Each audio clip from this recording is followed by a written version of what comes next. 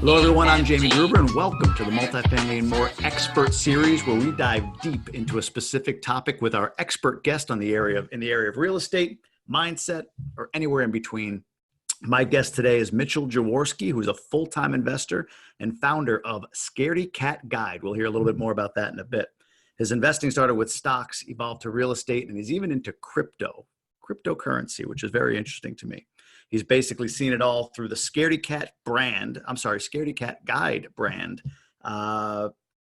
He teaches risk-averse people how to invest better and buy right, leaving the 9-to-5 behind years ago. Mitchell spends his time growing his rental portfolio, all while the crypto markets vie for his attention. So really interesting guy. Mitchell, welcome to the Expert Series. How's it going, Jamie? Great. Thanks for being here. So let's talk a little bit about this. So crypto maybe we'll save for another time, but let's talk about rental properties because that's your bread and butter. Yes, sir. What is it about rental property investing that attracts you so much? I mean, honestly, it's the fact that you essentially have multiple ways to benefit from it. I don't want to say multiple ways to make money because some of them are actually money saving, but you have multiple ways to benefit from an investment, which if you really break it down, what other investment class can you essentially benefit in more than one or two ways? There really is not. I mean, like you mentioned, I started with stocks, and stocks are great. You can get appreciation, you can get dividends, and that's it. And you don't really have any control over it except for when you buy and sell, as opposed to a piece of real estate, which you can generally impact what the value of that real estate is. And again, there's multiple ways to benefit from, real estate as an investment. So that's kind of what pulled me into real estate, probably many years later than I wish I would have jumped in, but I've been doing it for a while now, and love having a portfolio of rental properties. And for me, I think that's the way to go. I guess I'm ambitiously lazy, which means I don't want to flip because flipping is a job, wholesaling is a job. But at the same time, I love all the flippers and wholesalers because the wholesalers bring me properties, and if they are deals, then they make money, I make money, win-win. And we love those win-win situations. Makes sense. All right. So you talked in your bio about buying right. What does that mean to you? What is that? What's buying right?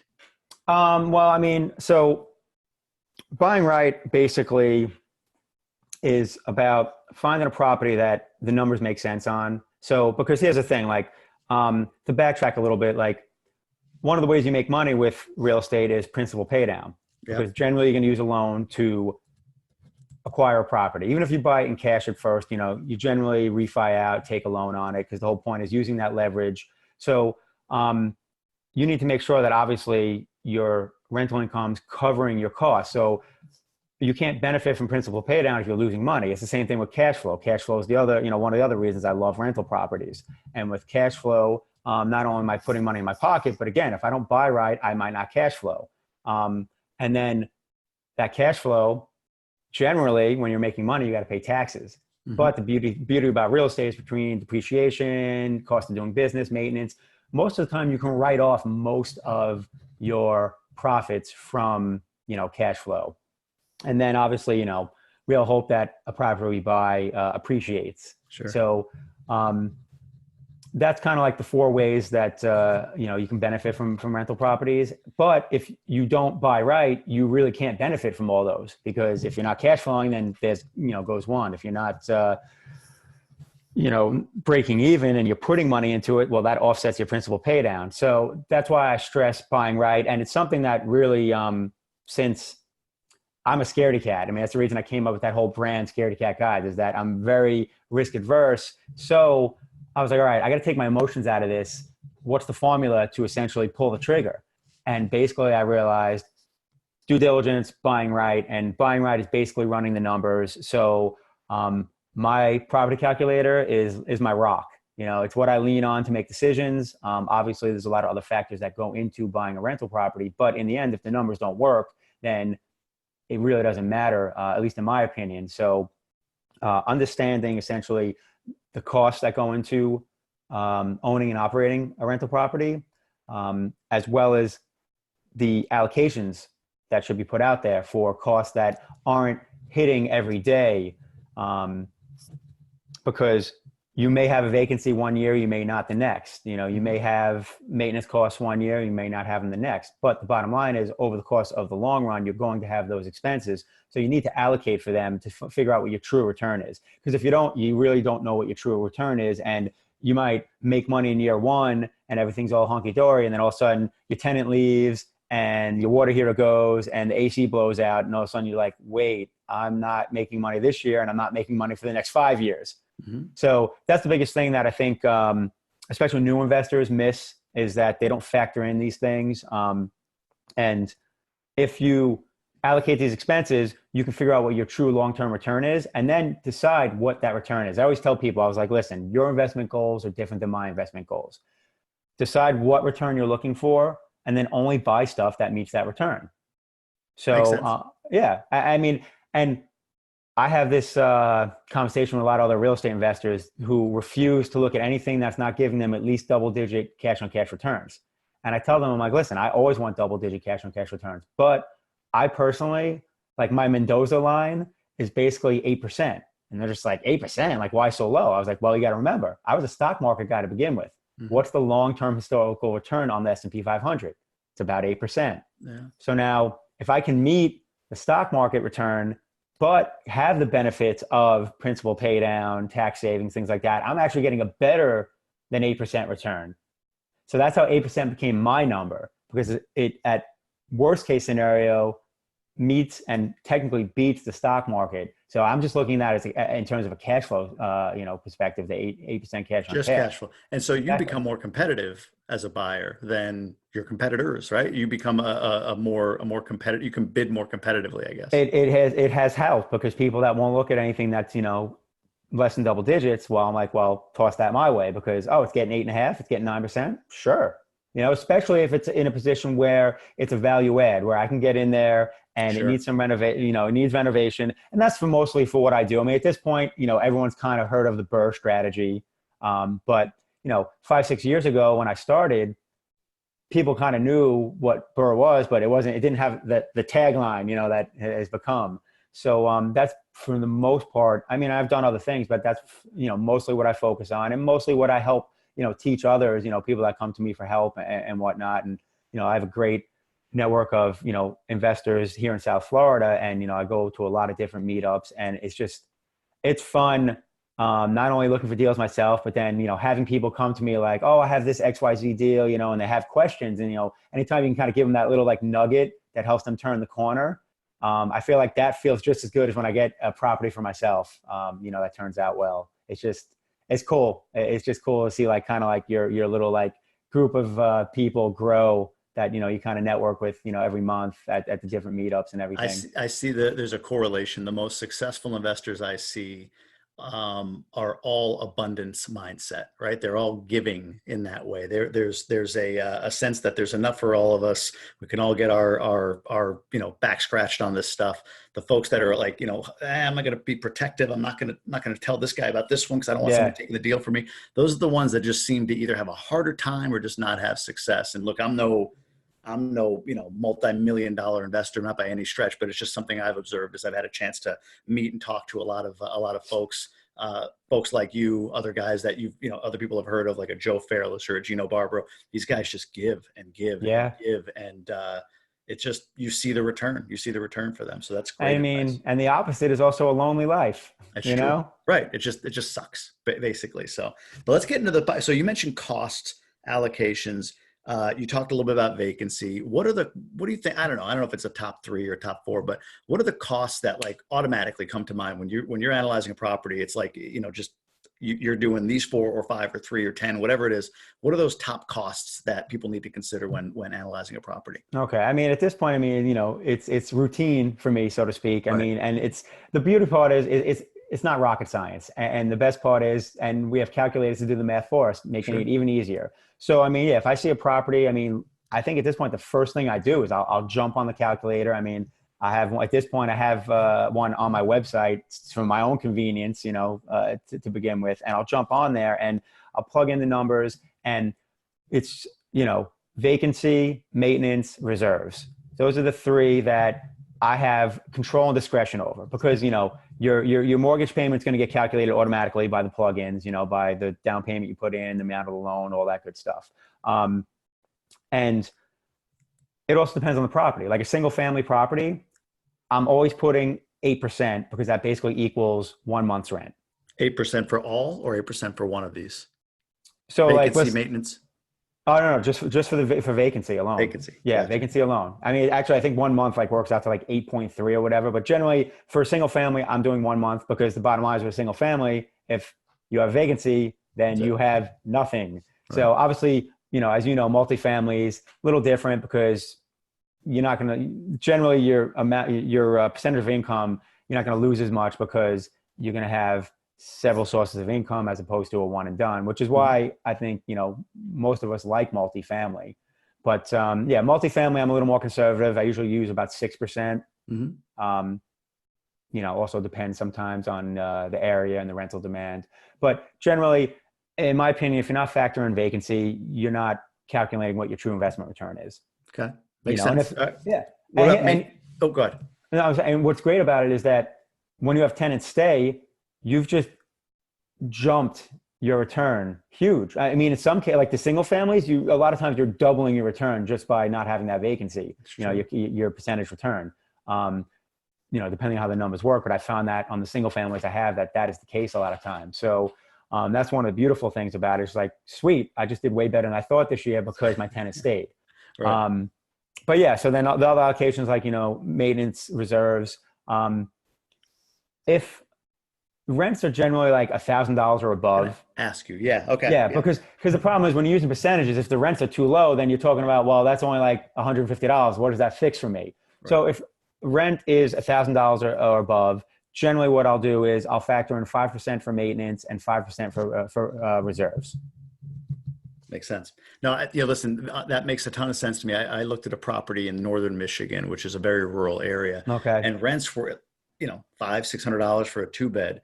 And my point when I was doing the analysis, I didn't get the property because I was very, very aggressive on the maintenance allocation, right? But a refrigerator is $400, whether you buy it on a $600 property, a month property, or a $2,000 a month. You know what I mean? Exactly. No, it's a very good point. There's fixed costs there. So you have to have a larger allocation of the rent.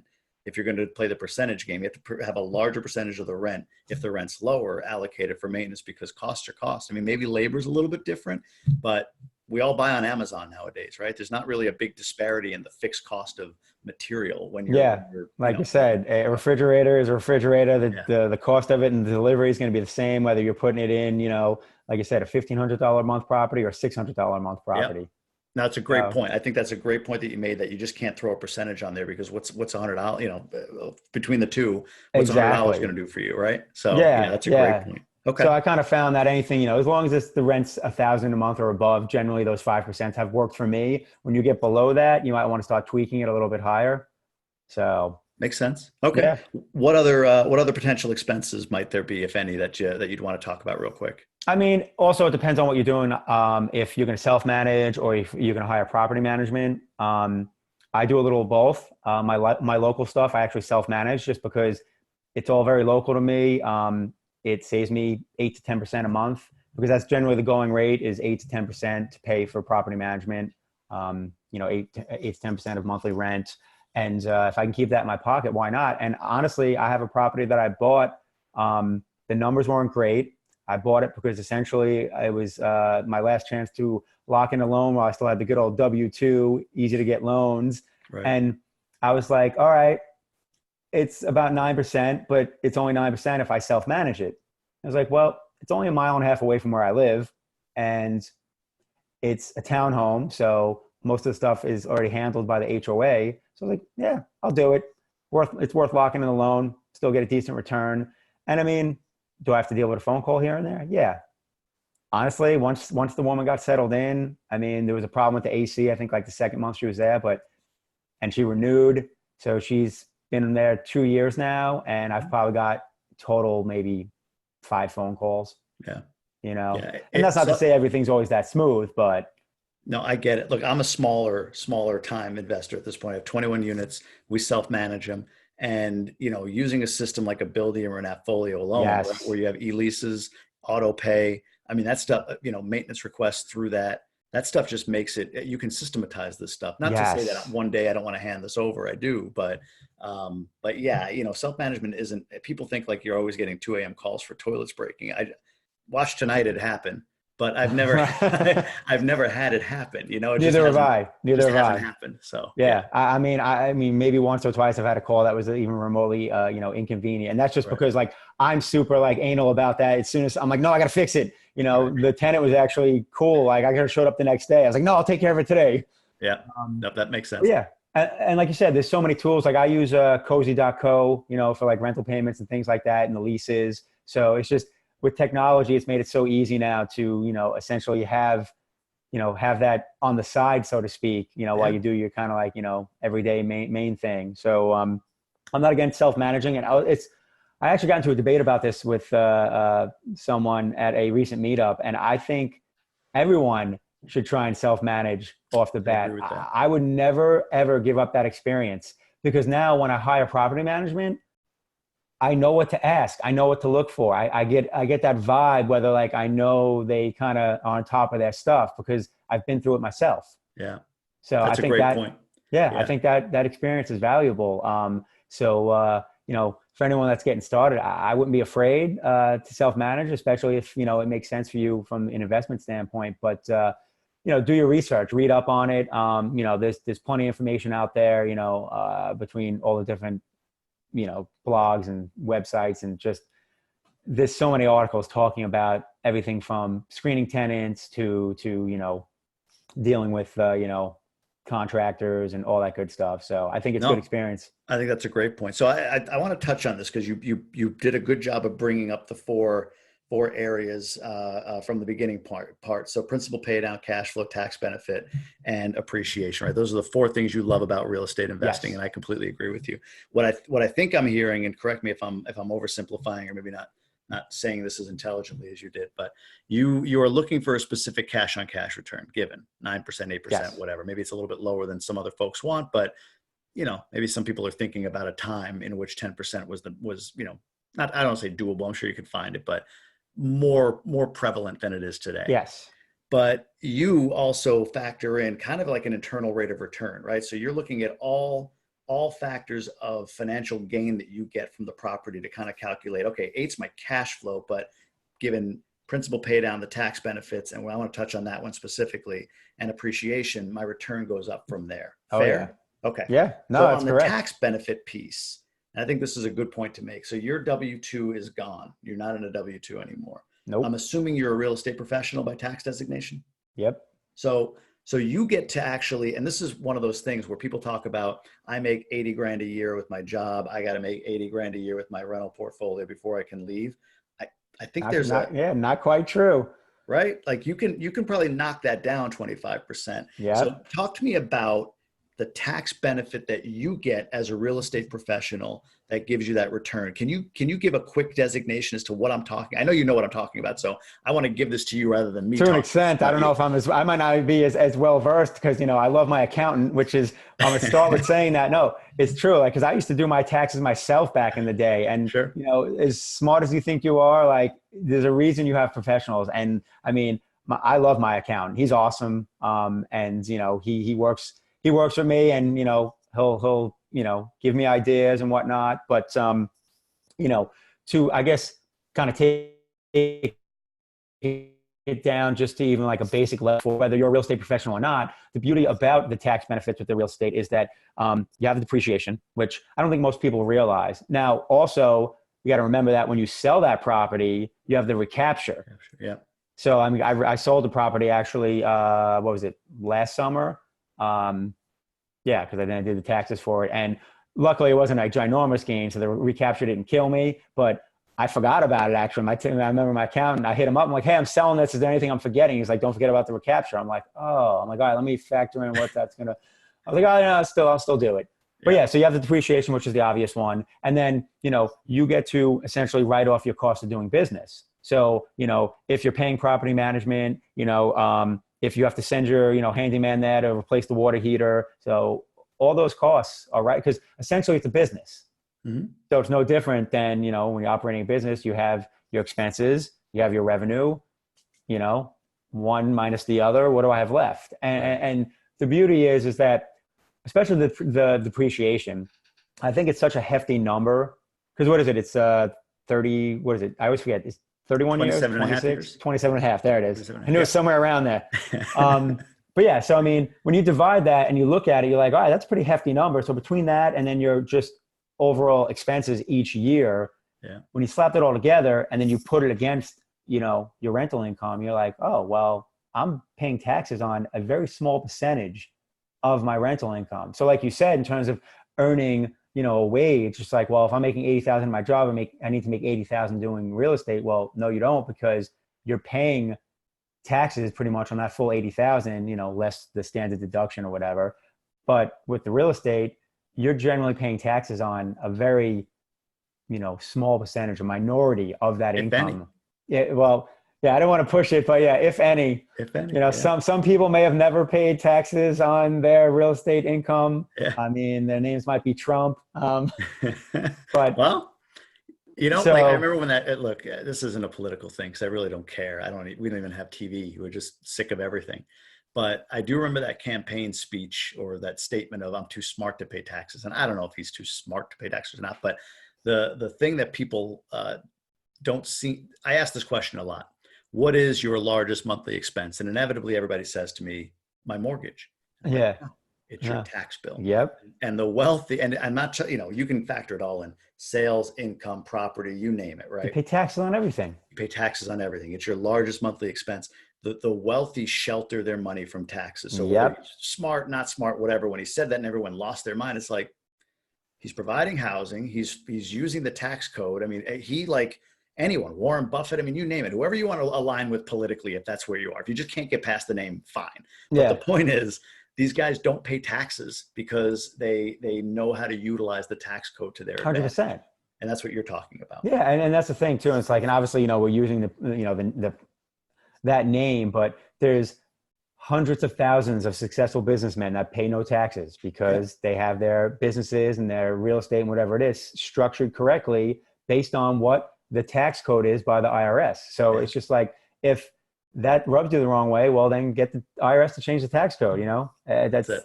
And you it know, won't happen because, you know what, you know, there's a lot of people will know a lot more about this than me, but you know, the government cannot provide housing for everybody. So they give no. credits to people who can, right? Which is why real estate investing, no matter if it's a Democrat or Republican, if they're far left, if they're far right, it never changes. Maybe it will one day. I can't Well, predict the so, but future, that's but a it never great point you changes. put out there. I mean, you know, obviously it can be impacted, you know, based on, you know, political stuff. But in the end, like you said, there's still a fundamental need for it. Yeah, And there'll still be an opportunity to essentially, you know, prosper from it and have, you know, hopefully, you know, investments that are fruitful if you're smart about it. And, you know, in the end, buy right, because it doesn't matter what you invest in. If you make a bad purchase, generally it's going to be hard to make money on it. And that's true for whether it's a stock or, you know, a property, you know, a commodity, or even a cryptocurrency. You know, like right. whatever it is, if you make a bad purchase, it's hard to make money on it. You know, you generally you're trying to dig yourself out of a hole. Yeah. So that's why, again, I go back to that whole stressing about buying right. And like I said, it always comes down to running those numbers first and making sure something meets whatever your minimum return is. You know, find that threshold. You know, as I call it, the Mendoza line. Like, don't Yeah. go below that. You don't want your average to fall below that. No, So that's a great point. That's a great point. So to close the loop real quick on this real estate professional thing, you did a great job of explaining it. You pay taxes on very little, if any, of your income. The value that you have in being a W-2 employee, or I'm sorry, in not being a W-2 employee, is if you do show a loss, you can take those losses same year. Whereas if you're a W-2 employee, often you can't. You have to roll that to the next year. And only when you sell the asset do you get to take all of those passive losses. They build up over time, essentially. And not a CPA. If there's one on here listening and I explained that improperly, apologies, but I think I got the gist of it. But Jamie's breaking it down. there Nah, you you go. took it next level. You did it better than I did. No, no, no, not at That's all. what I said. That's why I have an accountant. But you're right. And as far as, you know, you have principal paid on, you have cash flow, you have appreciation, but boy, oh boy, that tax benefit, Yeah. you know, maybe it's more than 25% of those four, you know, it's a big component. And, you have the benefit of calculating in your return the fact that, well, if I buy this property, I've got to put some CapEx in it. I got this, that, and the other to do. I'm going to show a nice loss this year, and I'm going to be able to take that and essentially pay no tax on at least that property, that building, And that does factor into the decision sometimes. It's funny. Sure. Like, I guess I don't really think about it, but now that you mention it, I mean, I have a property, currently that has factored into the decision in terms of what we're going to do with it. And I was thinking about it. I'm like, we might be better off doing X instead of Y because of the tax reasons. So yeah, it's definitely prevalent, and why it falls into one of the 4 reasons I love rental properties. That's great. All right, so let's talk about your website, Scaredy Cat Guide. Give us a little bit of a synopsis on what that is and where people can find you. Yeah, basically, it was kind of a passion project. The short version is I had such a horrible experience buying my first piece of real estate, my first property, that I basically decided I wanted to share that experience. I had a background also in doing some writing. I used to do some stock market coverage for a news site back in the younger days. But yeah, so I started kind of writing a blog, and then turned it into like a website, and just, it kind of grew from there. So yeah. And it's kind of catered to people that are like me, that kind of have that risk adverse, nature. Like, they're kind of sometimes afraid to pull the trigger on a deal because they don't know if it is a good deal or not. So yeah, the website generally has a lot of just, well, I shouldn't say basic knowledge because there's some in-depth stuff there, but I write a blog regularly where people can go on there and, kind of glean the information. I have a rental property calculator on there that I use to, run numbers when I'm looking at properties. And how much is that for people to use? Free. I set you up. I knew it was free, so I wanted to hear it. So you've got the free Hey, a lot of places you get like 4 or 5 free, and then you. Yeah, well, and that's actually why I ended up creating it, because I was on, one of the other sites, and it was like after the 5 times, I'm like, do I feel like signing up? And I'm like, you know what? I think I want to make my own. And I actually had it like an Excel calculator, and I preferred it. It was just compact. It was easy to use, but I was dragging my laptop with me everywhere. I was like, this is annoying. So then I found a web guy to just put it on my website. So now I can just, from my phone, go on my website, which for me alone is just cool. Like, I'm in a property and I'm on my phone, like plugging numbers into my calculator. So I mean, and it's, it's nothing crazy. It's straight rental property calculator. It doesn't have all the extra bells and whistles, but you get what you pay for. No, I think it's great, man. You got, like you said, it's giving. It's what we talked about before. Yeah. So I mean, providing value. It helps me, and it's out there anyway. So why not help everyone else with it? So yeah, people can find that on the Scaredy Cat Guide website, scaredycatguide.com. I also have the cryptocurrency stuff on there. A lot of information for people that are interested in that. I kind of caught the bug recently. And as real estate investors, in the end, we're investors. Yeah. So we kind of keep our eyes open to a lot of different things. And no doubt. And you should always be diversified. Like, I personally believe in diversification and diversifying risk, which is something that's a big proponent of Ray Dalio, one of the greatest investors ever, and talks about risk parity. And you can never have more than a 20% diversification in the same asset. So if you want to be more than 20%, diversified, you need to be in different assets that are uncorrelated. So if you're all in on real estate, that's fine. Real estate's awesome. But just know, if we have a 2008, you're all gone. Right. Yeah. So diversification is key. So kind of went on a tangent there, but yeah. So it's good. Website, and then I published a book. It's out on Amazon. Scaredy Cat Guide to Investing in Rental Properties. I go step by step about how to buy right and how to use the property calculator and these allocations you can use, amongst a bunch of other things. I have a chapter in there on my 5 keys to tenant screening. I even have information on there on questions you should ask property management that you're thinking about hiring. How to vet them out. So, and again, it's definitely catered to newbies, but I think even veteran investors can find some nuggets in there from it. But yeah, basically just taking my experience and putting it down on paper, and then I guess I decided to organize it into a book. I love it. So scaredycatguide.com, right? Guide, not guy, but guide. Yeah, guide. Guide.com. And so the book is on Amazon. I'll have the links to both underneath in the on this video. Much appreciated. So, absolutely. And that's good I mean, and people can find me on the website. I mean, email me, info@scaredycatguide.com. If anyone wants to shoot me an email, because I love talking real estate.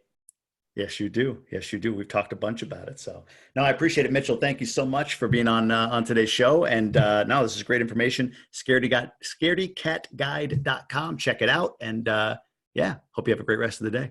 Thanks, man. Appreciate it. All right. Thank you.